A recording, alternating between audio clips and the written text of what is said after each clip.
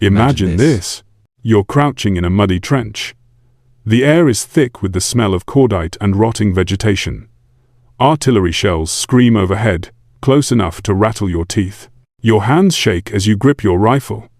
You're 19 years old. You're terrified, and you've been told you're here to fight for freedom. But what if I told you you're not here for freedom at all? What if you're actually here because a line on a graph in a boardroom 4,000 miles away went down 3%? What if every war you've ever heard of, every noble sacrifice, every fight for democracy, could be explained with one simple formula?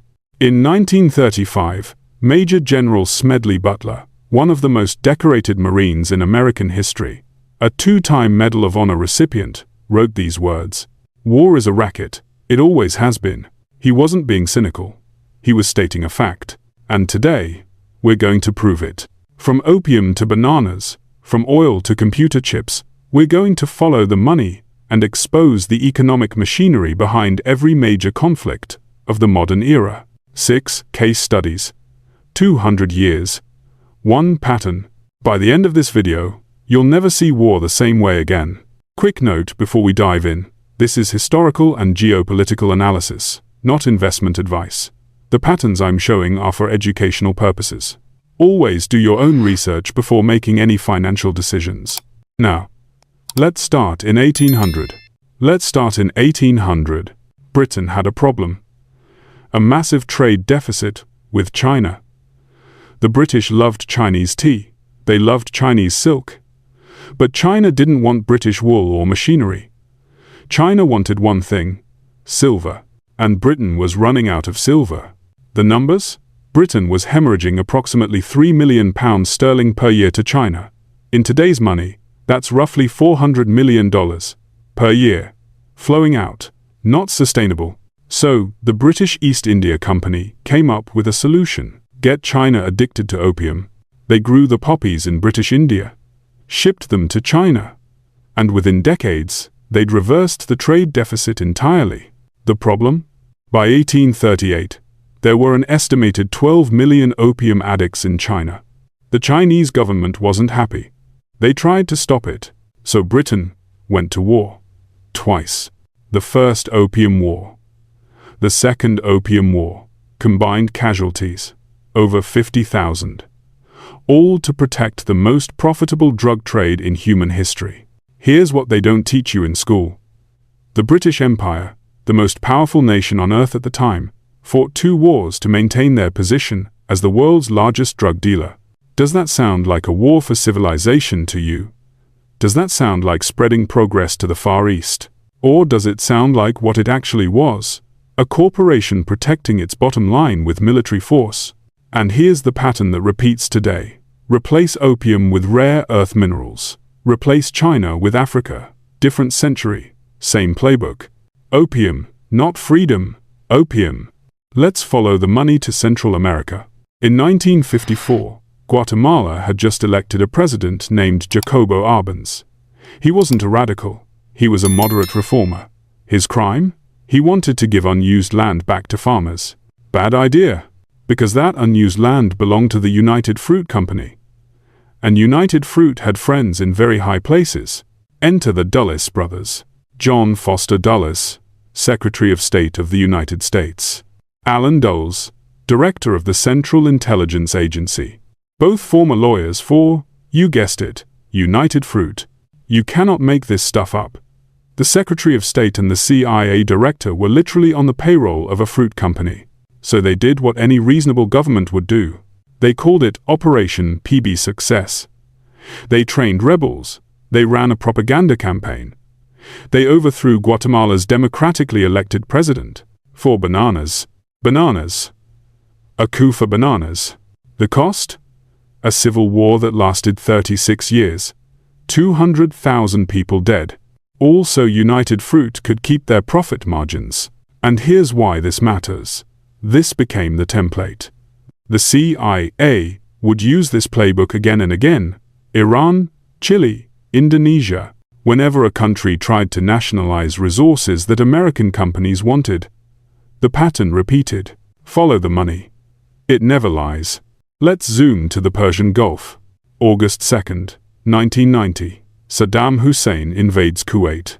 The official reason? A border dispute. Ancient territorial claims. National honor. The real reason? A $10 difference in oil prices. Here's what was actually happening. Iraq had just finished an 8-year war with Iran. They were $80 billion in debt. They needed oil at $25 per barrel just to pay their bills. But Kuwait was overproducing, flooding the market. Prices dropped to $15 per barrel. Saddam asked Kuwait to cut production. Kuwait said no. So here's the question. Do you start a war over $10? Do you mobilize 500,000 soldiers, launch 42 days of non-stop bombing, kill over 100,000 people, for $10 per barrel? Apparently, yes. Yes, you do. Now, I'm not defending Saddam Hussein. The invasion was brutal. But the American response wasn't about liberating Kuwait. It was about one thing: control of oil supply. Before the invasion, oil was at $15. After the liberation, it shot above $30. Who won? Not the Iraqi soldiers buried in the desert. Not the Kuwaiti civilians. Not the American veterans who came home with Gulf War syndrome. The oil companies won. The defense contractors won. The shareholders won. Oil. Not freedom. Oil. Let's talk about something even more valuable than oil. Water. The Middle East. You're told the Six-Day War was about existential threat. Tiny Israel surrounded by enemies. David versus Goliath. But dig deeper, and you find something else. The headwaters of the Jordan River. See, Syria had started a project to divert water away from Israel. In a desert region, water isn't just a resource. It's survival. It's agriculture. It's the economy itself. The Jordan River provides approximately 500 million cubic meters of water annually to Israel. That's 50% of their total water supply. Worth billions in agricultural output.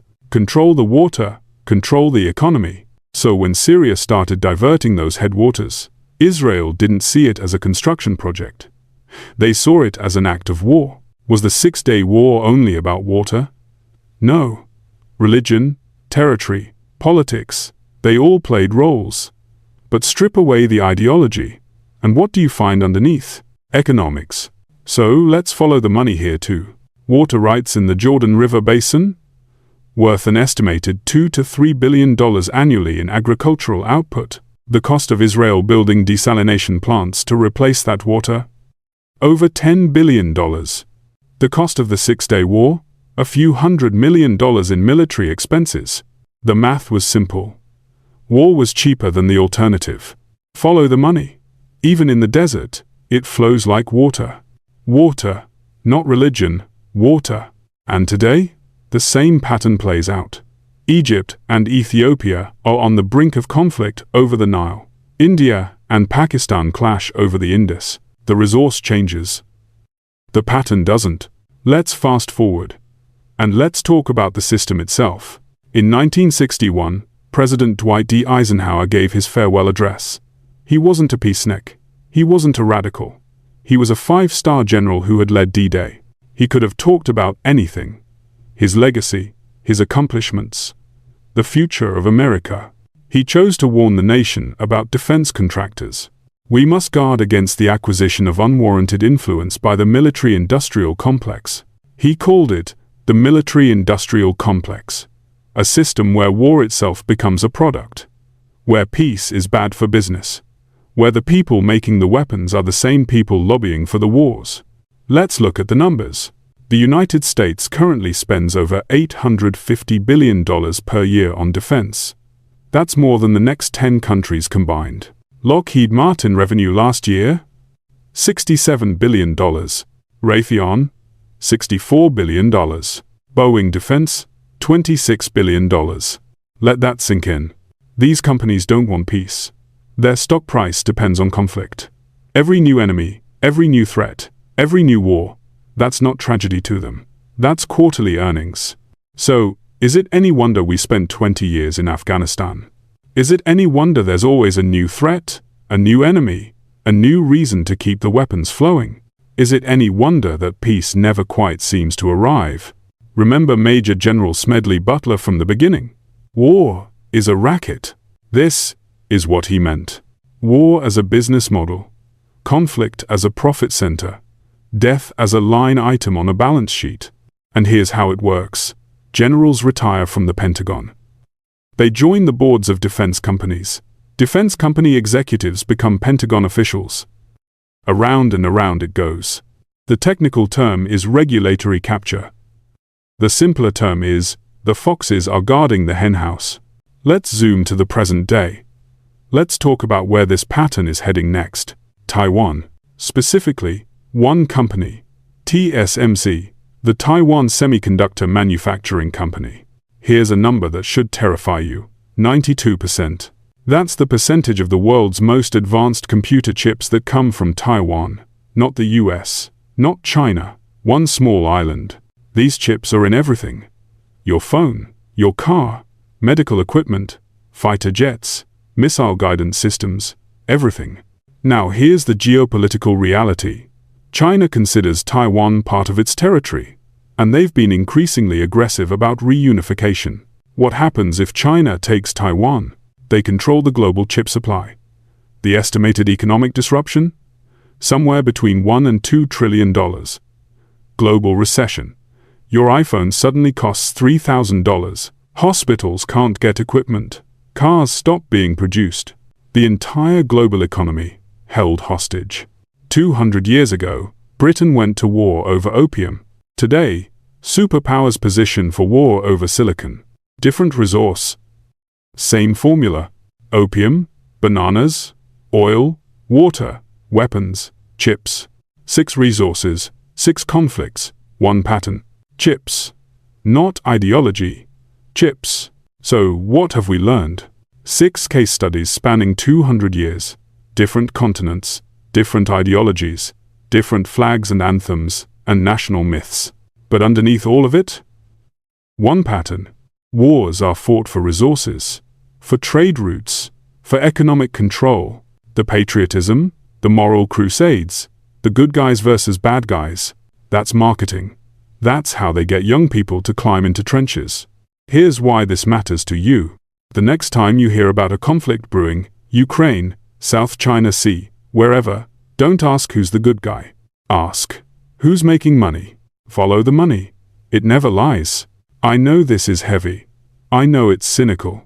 But understanding this pattern is how you stop being a pawn. Once you see the game, you can't unsee it. And that's the first step to not being played.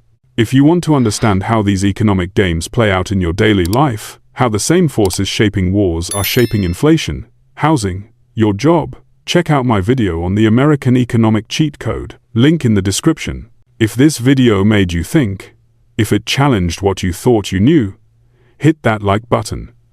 It actually helps the algorithm show this to people who need to see it. And if you want to keep following the money with me, subscribe. We've got a lot more patterns to expose. Stay safe out there. And remember, in every war, someone's making a profit. Make sure it's not at your expense.